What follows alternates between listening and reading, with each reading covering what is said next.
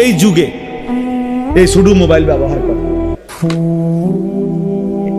অল্প কয়েকজন বলদ থাকতে পারে, বাকি সব চালাকরা সবাই 24 ঘন্টা স্মার্ট মোবাইল। উনি মানুষও স্মার্ট, মোবাইল ওরা মানুষও ব্যাক কল, এই জন্য আমার মোবাইলও ব্যাক। আমরা মানুষও আকামলা, এই জন্য মোবাইলও আকামলা।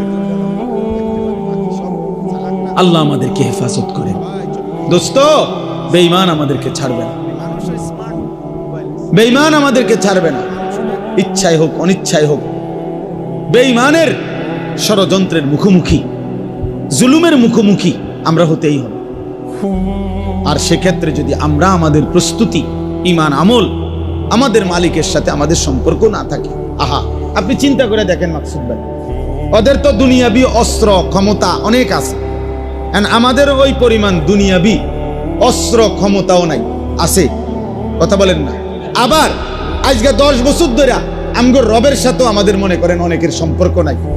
তাহলে আমরা নামাজও পড়ি না, হালাল হারামও মানি না, পাক নাফাকও মানি না, আমাদের ছেলেও নামাজ পড়ে না, মেয়েও পর্দা করে না, স্ত্রীও পর্দা করে না, আমরা ব্যবসাও করি সুদে কিস্তিতে, প্রতিদিন আমরা ইচ্ছা করে আস্তে আস্তে ওজনে কম দেই। তাহলে আমাদের আল্লাহর সাথেও আমাদের সম্পর্ক নাই, আমাদের দুনিয়াবি ওই পরিমাণ কাফের বেঈমানদের অস্ত্র